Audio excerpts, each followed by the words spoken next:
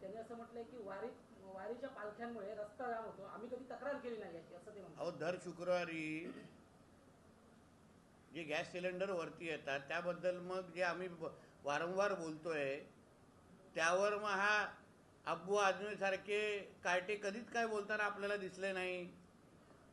आमचे महाकुंभ आलं तर ह्या लोकांना आक्षेप घ्यायचा, आमची वारी सुरू झाली तर त्यांच्यावर आक्षेप काहीतरी घ्यायचा. आणि वारी त्या वर्षभरामध्ये सुरू होत चालू राहत नाही. पण तुमची दर शुक्रवारी जे गॅस सिलेंडरचे जे प्रश्न मुंबईकरांच्या समोर असतात, रस्त्यावर गॅस सिलेंडर जे उभे राहतात, वरती येतात, त्यावर अब्बू आझमींनी पण जरा आपला थोबाड उघडावा ना. आमच्या प्रत्येक हिंदू सणांवर, संस्कृतीवर तुम्हाला बोट उचलण्याची जी हिंमत जे आमच्याच हिंदू राष्ट्रामध्ये बसून जे अब्बू आझमी सारखे जे कार्टे जे करतायत ना, ते काय आम्ही इथे खपून देण्याचं काय कारण नाही. हिंदू मुसलमान करायचं आणि स्वतःचे सगळं राजकारण करत बसायचं, हे घाणेरडी वृत्ती आहे. आणि म्हणून तुम्ही आमच्या हिंदू सणांवर, आमच्या हिंदू संस्कृतीवर बोलण्याच्या अगोदर मग आम्ही उद्या हज यात्रेबद्दल प्रश्नचिन्ह निर्माण केलं तर चालेल का?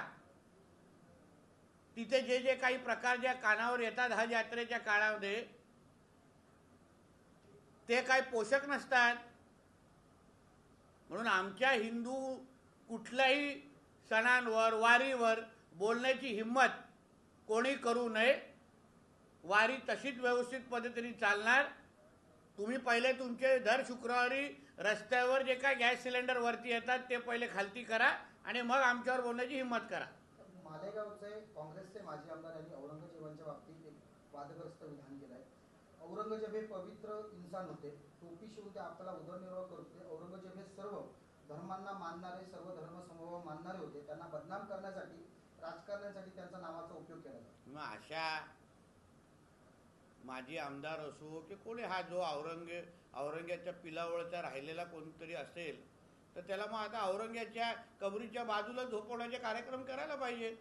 कारण का ज्या औरंग्याने आमच्या स्वराज्याच्या विरोधात जे काही कटकारस्थान केले, आमच्या हिंदू समाजाच्या विरोधात कटकारस्थान केलं, आमच्या छत्रपती संभाजी महाराजांना हाल करून करून त्यांना मारलं, त्या औरंग्याचे गुणगान कोण ज्या ह्या महाराष्ट्राच्या मातीतून कोण करत असेल ना, मग त्यालाही औरंग्याच्या कबरीच्या बाजूला झोपवण्याचा कार्यक्रम मग आमचे शिवभक्त आणि हिंदू समाजाचे हिंदुत्व विचाराचे कार्यकर्त्यांनी घेतले ना, तर मग त्यांना चूक म्हणता कामा नये.